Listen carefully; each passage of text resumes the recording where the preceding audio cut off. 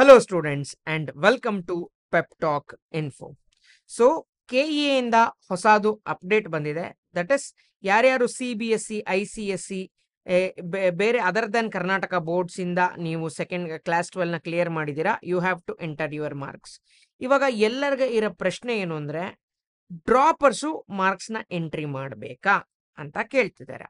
So ನೀವು ಸರ್ಚೆ ಮಾಡಿದ್ರೆ ಡ್ರಾಪರ್ಸ್ actually enter ಮಾಡಬೇಕು. ನೋಡಿ, repeater students of Karnataka second PUC, CBSE, CISE, 10+2, IGCSE and clause Y claimed students should also enter their marks through online ಅಂತ ಇದೆ. ನೀವು search ಮಾಡಿದ್ರೆ ಇದು ಸಿಗತ್ತೆ. ಆದ್ರೆ ಈಗ ಬಿಟ್ಟಿರೋ ಲಿಂಕ್ ಅಲ್ಲಿ ಇದು ಆಪ್ಷನ್ ಅವೈಲೇಬಲ್ ಇದೆಯಾ ಅನ್ನೋದನ್ನ ಒಂದ್ಸತಿ ಚೆಕ್ ಮಾಡಬೇಕು. ಸೊ ನೀವೇನ್ ಮಾಡಿ ಅಂದ್ರೆ KEA ವೆಬ್ಸೈಟ್ಗೆ ಬನ್ನಿ.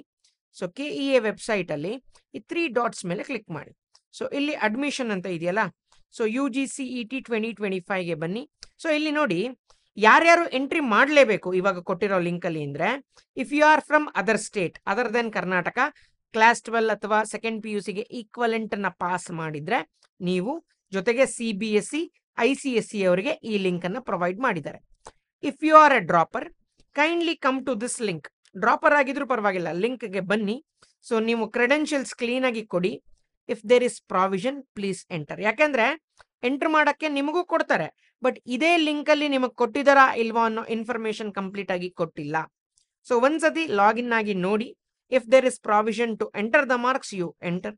Otherwise wait for further update from KEA.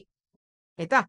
So ಯಾಕಂದ್ರೆ ಎಂಟರ್ ಮಾಡಬೇಕು. ಯಾಕಂದ್ರೆ ಇದು ಹೋದ ವರ್ಷದ ಒಂದು ರಿಸಲ್ಟ್ ನೋಡೋದಾದ್ರೆ ನೀವು ಎಂಟರ್ ಮಾಡಬೇಕು ಅಂತ ಇತ್ತು ಹೋದ ವರ್ಷ, ಬಟ್ ಅಫಿಷಿಯಲ್ ಲಿಂಕ್ ಪ್ರೊವೈಡ್ ಮಾಡಿದಾರಾ ಇಲ್ವಾ ಅನ್ನೋದು ಇನ್ನೂ ಅವರು ಹೇಳಿಲ್ಲ.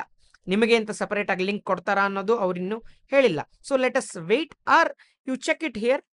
ಇಲ್ಲಿ ಅವೈಲೇಬಲ್ ಇದ್ರೆ you enter, otherwise keep quiet and wait for the further update.